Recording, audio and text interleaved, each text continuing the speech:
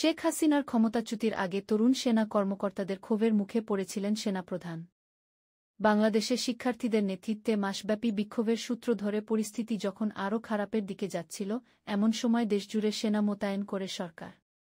এর মধ্যে ২ আগস্ট সেনাপ্রধান জেনারেল ওয়াকারুজ্জামানকে একটি কঠিন পরিস্থিতির মুখোমুখি হতে হয়। ওই দিন এক বৈঠকে তরুণ সেনা কর্মকর্তারা দেশের পরিস্থিতি নিয়ে ক্ষোভ প্রকাশ করেন।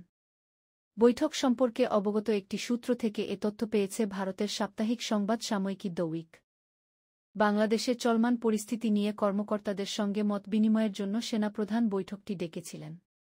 সূত্রটি জানায়, সেনা কর্মকর্তাদের ক্ষোভ প্রশমনে সেনাপ্রধান এ বিষয়টি তুলে ধরেন যে যদি অগণতান্ত্রিক উপায়ে ক্ষমতা হস্তান্তর হয়, তাহলে বাংলাদেশ কেনিয়া বা আফ্রিকার অন্যান্য দেশের মতো হয়ে যেতে পারে।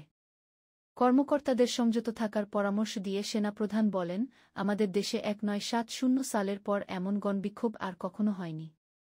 তাই এটি একটি ব্যতিক্রম ঘটনা। আমাদের সবাইকে ধৈর্য ধরতে হবে, কিন্তু ততক্ষণে বাংলাদেশ সেনাবাহিনীর ভেতর অনেক কিছু ঘটে গেছে। তরুণ সেনা কর্মকর্তাদের ক্ষোভ প্রকাশের মধ্য দিয়ে বৈঠকটি শেষ হয়। এর মধ্য দিয়ে সেনাপ্রধান ওয়াকারুজ্জামান প্রধানমন্ত্রী শেখ হাসিনাকে ক্ষমতাচ্যুত করার দাবি মানতে বাধ্য হন। এর ৩ দিন পর ৫ আগস্ট শেখ হাসিনা একটি সামরিক হেলিকপ্টারে চড়তে বাধ্য হন, যেটা তাকে ভারতীয় সীমান্ত পেরিয়ে আগরতলায় নিয়ে যায়। সেখানে বাংলাদেশ বিমান বাহিনীর একটি C-130 পরিবহন উড়োজাহাজ অপেক্ষমান ছিল, সেটা তাকে শেখ হাসিনা দিল্লির উপকণ্ঠের হিন্দন বিমান ঘাঁটিতে নিয়ে যায়। জেনারেল ওয়াকারুজ্জামানের অবস্থা ছিল অস্বস্তিকর। কারণ তাকে শেখ হাসিনা নিয়োগ দিয়েছিলেন। তাছাড়া বৈবাহিক সূত্রে তিনি শেখ হাসিনার আত্মীয়। বিষয়টি সম্ভবত তাকে অস্থিতিশীল পরিস্থিতি সম্পর্কে আরও সতর্ক করে তুলেছিল।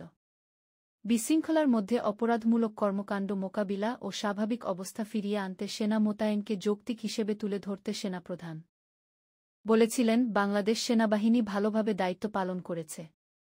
তারা 1007-19টি গুলি ছুড়েছে, 4,000 ফাঁকা গুলি ছুড়েছে এবং দেশের বিভিন্ন স্থানে সহিংস জনতার মুখোমুখি হয়ে 3-1টি উত্তপ্ত পরিস্থিতি সামাল দিয়েছে। মতবিনিময়ে সেনাপ্রধানের পদক্ষেপের বৈধতা নিয়ে তদন্তের আহ্বান আসে। তরুণ মেজর মো. আলী হায়দার ভূঁইয়া সেনা মোতায়েনকালে সেনাবাহিনী যে ভূমিকা রেখেছে তার বৈধতা নিয়ে প্রশ্ন তোলেন। নিজের বক্তব্যের পক্ষে যুক্তি দিয়ে তিনি পবিত্র কোরআন থেকে উদ্ধৃত করেন, তিনি দমনপীড়নের বিরুদ্ধে আল্লাহর করুণা ভিক্ষা করেন এবং এতে যুক্ত না হওয়ার কথা বলেন। একজন কনিষ্ঠ কর্মকর্তার এই আচরণের পরিপ্রেক্ষিতে জেনারেল ওয়াকারুজ্জামান শুধু বলেন, আমিন।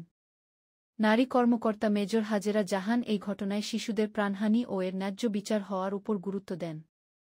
তিনি উদ্ভূত পরিস্থিতিতে সেনাবাহিনীর উপর জনগণের অসন্তোষ বাড়তে থাকা নিয়ে উদ্বেগ প্রকাশ করেন।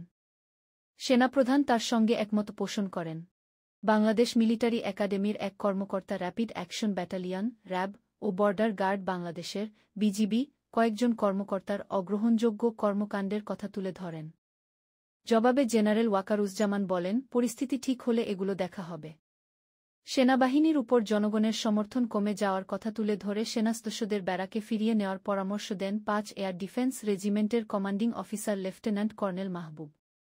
চট্টগ্রামের আরেক কর্মকর্তা আহত শিক্ষার্থীদের সহায়তার মাধ্যমে সেনাবাহিনীর ভাবমূর্তি ফিরিয়ে আনতে কাজ করার পরামর্শ দেন।